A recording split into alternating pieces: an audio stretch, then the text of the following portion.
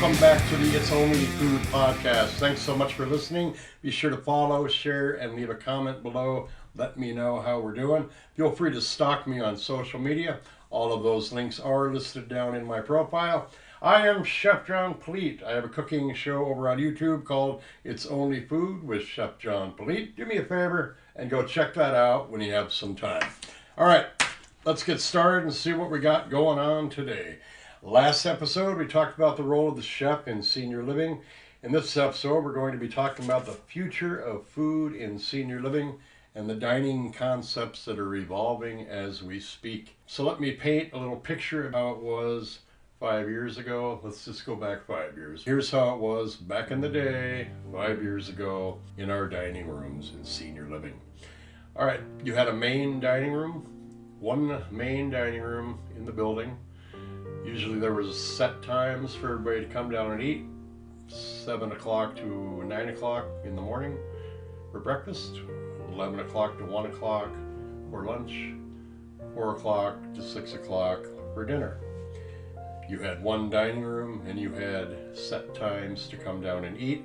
You had one static menu, had one item to serve for that mealtime, usually meat and potatoes, gravy, vegetable.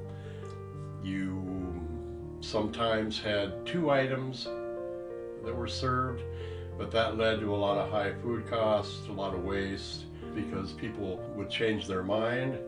Irma would see Betty get the lasagna and she had the meatloaf, but then she changed her mind from the meatloaf and got the lasagna because it looked better than what she saw the meatloaf look like as it was coming out to other tables. You have food that some people just don't like the lasagna, so they order meatloaf, and then you got to play guesswork back in the kitchen on how much to make.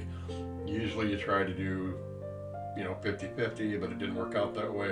And there's only so much soup you can make with the leftovers. You had a buffet or a brunch maybe once a month on a Sunday, maybe every Sunday. You'd have your family in and have a nice brunch buffet. Special events or activities were held usually in the dining room because that was the only place for everybody to gather, and the kitchen would serve some sort of appetizer or cookies or snacks for the residents to eat.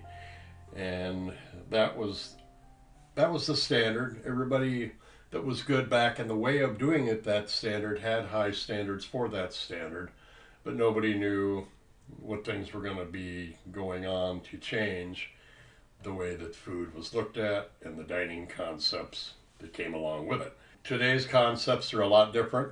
You're not going to have that one dining room where everybody gathers to eat the one meal at the same time with the same menu. You're going to have spaces for eating, a lot more spaces. You're going to have cafes, you're going to have grab-and-go areas, you're going to have pubs, coffee shops, action stations. If you do have that large dining room, it's going to be able to have the ability to have action stations or in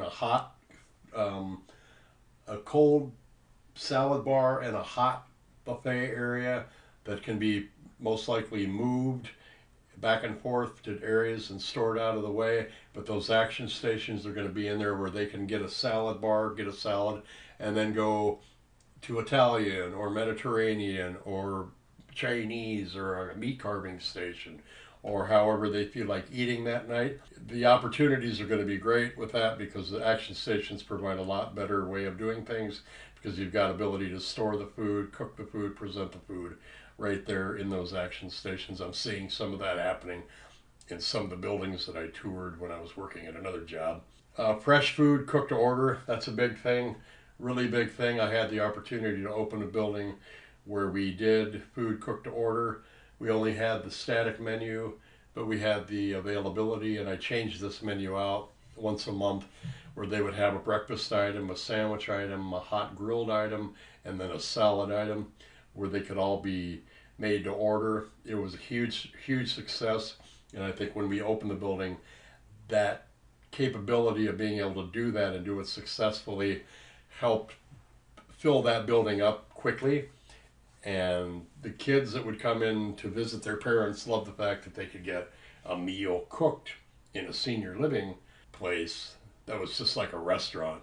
It was hot, It was fresh. It was good. Now, most people's ideas of senior living food is the old, what we call plop and scoop, right out of a steam table onto the plate and taken out to the resident. And that's what the expectation was. Nowadays, that's changing. A lot more people are going to always available menus that are attached to that static menu, not only giving you more choices, but also having the capability of being able to cook food fresh from order. The microwave's gone. People are actually broiling burgers and chicken breasts to make the burgers. And you're getting rid of the head chef that was known as the microwave. Garden space. A lot of buildings I've seen have done this as well. You've got the hydroponic and also the aeroponic way of growing your herbs and vegetables. We did lettuce at one place in an aeroponic. It was in the building. They had 3 of them going in one room, and we actually could go in there every day and pull our lettuce out of there, and we use that lettuce in our salads and stuff when it was grown to the right amount. A lot of places outside the buildings have garden space for the residents, where they have the raised boxes for people that are in wheelchairs that can actually go out and garden. I know that there's some spots where outside the kitchen door, they have an area for the kitchen staff to grow herbs and tomatoes and peppers and green beans and things like that that the kitchen will use in their cooking. A lot of places are different though. Not everybody can get away with it because of the community's or the county's health department standards, but if they have guidelines and processes, then I think you should look into it. Different protein choices. What we used to think of just the center of the plate as chicken, liver, pork, beef, turkey is now going to be more plant-based. We're looking at different varieties of plant-based proteins. The generation that's coming up, and the demographic is the baby boomers, and their expectations are going to be a lot more into different protein choices besides meat, because we are living longer and they want to eat the way they need to actually live longer. Technology.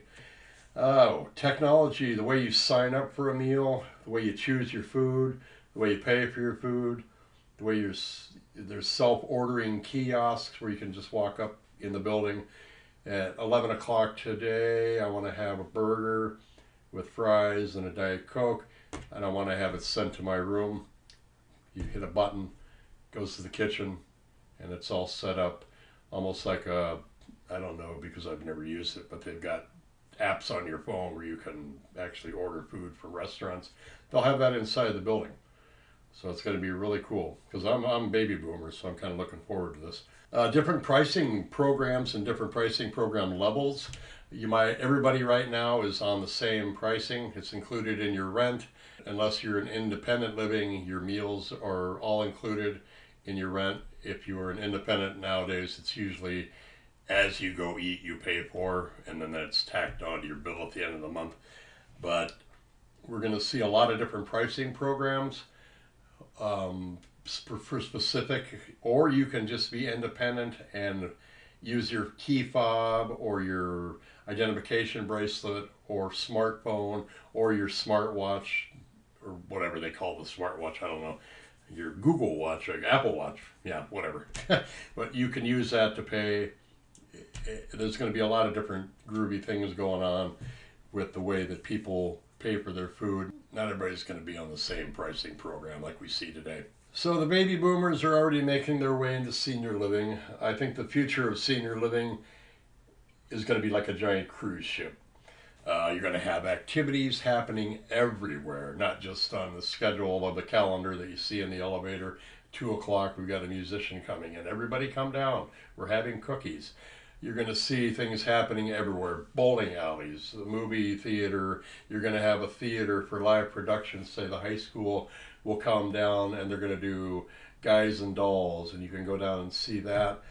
At the same time that's going on, they're going to have dancing classes, a spa you can go to where you can get a massage, a facial with a hot tub, and you're going to have exercise rooms with yoga and Tai Chi, classrooms for extended learning. We probably won't see zip lines or rock climbing or go-karts yet, but You never know. Skeet shooting might be a problem, but I think senior living is going to be a lot like a cruise ship. There's going to be stuff happening everywhere, every minute of the day, and people are going to have a lot going on, and they're going to expect their dining to be just like that. So the bottom line, we're seeing the greatest generation dying off. No better way to put that, I'm sorry. And we are seeing the baby boomers moving in. The expectations are going to be very, very, very high with this generation, basically because the baby boomers grew up in the 60s and 70s, and they affected change in a lot of different things. They didn't sit in the coffee shops with their cell phones griping about everything on social media. They actually got out and hit the streets to affect change on such things as civil rights and the environment and women's rights. So the demographic we see, which is the baby boomers, are going to have high expectations of not only just food, but the whole building. But when it comes to the food and the menus, we need to be on top of our game and offering things and listening to these people because they're more educated, they're very tech savvy, and they're very curious about the story of the food. They want to know where it came from. They want to know if it's fair trade. They're going to want to know if it's farm to table. They're going to want to know if it's organic. They're going to want to know if the kitchen is recycling or using a recycling program and who it is. They know a lot more about food and where it comes from and global menus and global recipes, cultural food.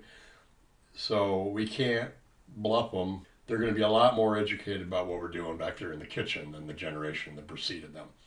Now the variety and the diets and the menu choices are going to be not much of a struggle because I think cooks are very flexible about dealing with diets and menu choices, and we have dietitians that are attached to a lot of the buildings too that can help out.